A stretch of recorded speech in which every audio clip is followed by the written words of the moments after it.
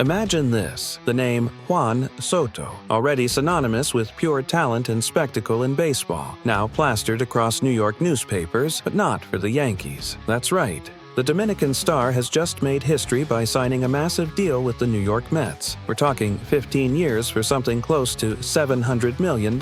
When you convert that, it's an eye-popping 4.65 billion reais, a number that makes any sports fan take a deep breath. And here's the craziest part. The contract could reach $1.8 billion depending on performance incentives. ESPN is already buzzing with rumors, and the Mets have effectively told the world they're all in to win it all. This wasn't just a strategic move, it was a gut punch to Yankees fans. Remember the magical 2024 season when Soto smashed 41 home runs and led the American League with 128 runs scored? Well, all of that is now in the hands of the city's biggest rival. You can almost feel the frustration from Yankees fans. So, the question arises, what happened? Did the Yankees drop the ball? Could they have done more to keep the guy who was one of the team's brightest stars? Now, at 26 years old, Soto has a resume that's the envy of many. World Series champion with the Nationals in 2019.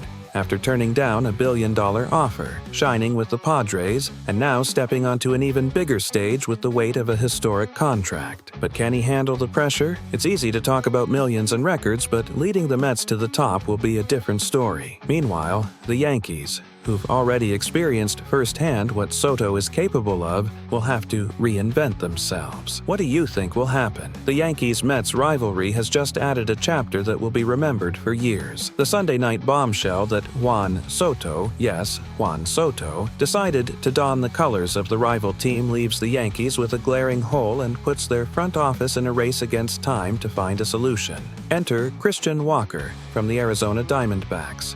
He's no Juan Soto, but the guy has credentials. A three-time Gold Glove winner, Walker is known as a defensive rock at first base and can still deliver offensively. Over the past 3 years, he's hit 95 home runs and maintained respectable offensive numbers. The market is buzzing about a $60 million, 3-year deal. Is it worth it? For Yankees watchers, bringing in Walker might not erase the sting of losing Soto, but it does address one of the team's most glaring issues, first base. The problem is, the Diamondbacks won't let Walker go without a fight. He's a key piece both offensively and defensively. And for a mid-market team like Arizona, losing him would be a hard blow. But at 34, the time to trade him might be now. Will they take the offer? Soto wasn't just a star, he was a promise of championships and a symbol of hope. Now, watching him cross town to the blue and orange side, the question lingers. Did the Yankees front office make a mistake by not securing him? And is Walker really the piece that will help get the team back on track? Picture the drama in the Bronx right now. Losing Juan Soto to the rival Mets is a move that will echo in Yankee Stadium's halls for a long time. And now, Christian Walker emerges as an alternative that divides opinions. He's not a name that excites like Soto, but let's be honest, he solves an urgent problem: first base. He's solid, consistent, and delivers on both defense and offense. The big question is whether the Yankees are aiming for stability or still have the fire to dominate MLB. But it doesn't stop there. While Walker is on the radar as a solution for first base, the Yankees front office has its sights set high on the bullpen. Luke Weaver has been doing a decent job, but the idea of reinforcing with Devin Williams has set the rumor mill ablaze. Williams, a 2-time Trevor Hoffman Award winner, is one of the best closers available and is being courted by at least 10 teams. Fans are left wondering, could he and Weaver together form the best bullpen in the American League by 2025? Of course, Williams comes with a history that raises concerns, especially in the playoffs, where his alarming 23.14 ERA has drawn criticism. But during the 2024 regular season, even with a serious back injury, he posted a 1.25 ERA and showed why he's so highly valued. The Yankees' interest makes sense, but is it enough to push the team back to the top? Fans are watching the front office's moves with a mix of hope and frustration. Are we settling for safe bets, or do we want to see the Yankees back where they belong, dominating MLB and setting the pace? What do you think? Now, imagine the impact if the Yankees decided to strike at the heart of their rival and went after Pete Alonso, the Mets' star slugger. Just thinking about it adds explosive spice to the New York rivalry. While no official moves have been confirmed, MLB.com's Mark Feinsand hinted that with Brian Cashman in charge, anything is possible. And let's face it, Alonso's bat could be exactly what the Yankees need in the middle of their lineup. Let's get real. Is Alonso really the guy the Yankees need? His power is undeniable. Last season, the 30-year-old played all 162 games, hitting 34 homers and driving in 88 RBIs. Adding that kind of power to the Yankees lineup would be an instant offensive upgrade. But as with everything in baseball, there's another side to the story. The issue is that Alonso is known for his streakiness. When he's hot, he's unstoppable. But when he's cold, it's as if his bat vanishes. For the Yankees, who depend on consistency in critical moments, this roller coaster performance could be a risky gamble. Then there's the financial aspect. Signing Alonso wouldn't come cheap. We're talking about a projected 7-year deal worth $189 million, roughly $27 million per season. Considering he'd be 37 by the end of the contract, it's hard not to think about the problematic long-term deals already weighing down the Yankees' payroll. And his defense doesn't help much either. At first base, Alonso posted -3 defensive runs saved and -8 outs above average last season. Translation: he's not exactly a defensive asset.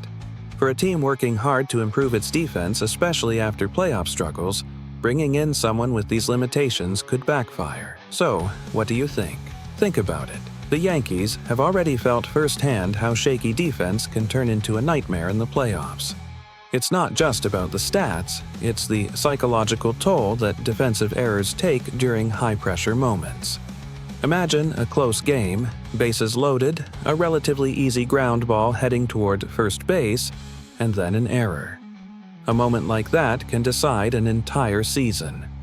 That's why investing heavily in a player like Pete Alonso, who isn't exactly known for his glove, would be a risky move. Sure, there's no denying Alonso is a powerhouse hitter, capable of changing the score with a single swing. But baseball isn't just about hitting home runs. In the critical moments, defense matters a lot. Now, when it comes to smarter alternatives, Christian Walker seems almost tailor-made for what the Yankees need. He's the kind of player who inspires confidence in both the manager and the team.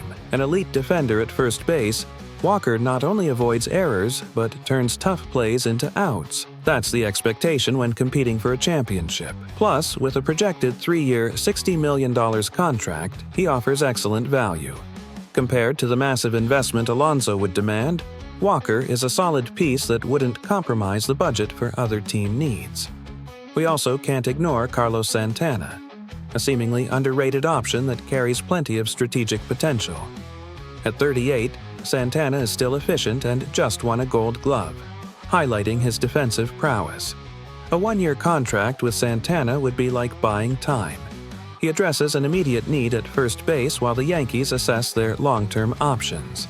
Santana also brings experience and leadership, intangible qualities that don't show up on stat sheets but make a huge difference in the clubhouse.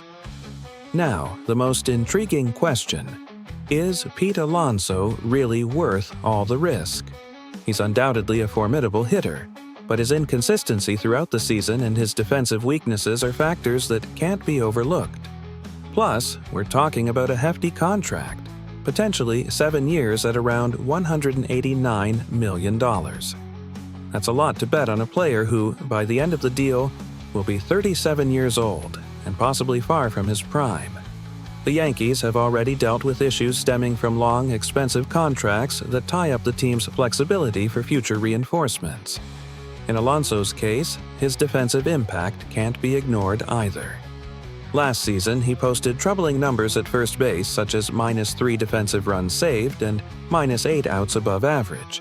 This means he's not just unhelpful on defense, he's a potential liability. For an organization that has prioritized improving its defense after years of playoff disappointments, adding Alonso would be a step in the wrong direction. So, taking a closer look at the situation, what truly makes the most sense? Betting on a big name that might provide short-term shine but compromise the future? Or choosing more balanced solutions like Walker or Santana, who meet the team's needs without adding unnecessary complications? It's a question the Yankees will need to answer, and one that's sure to stir up strong opinions among the fans.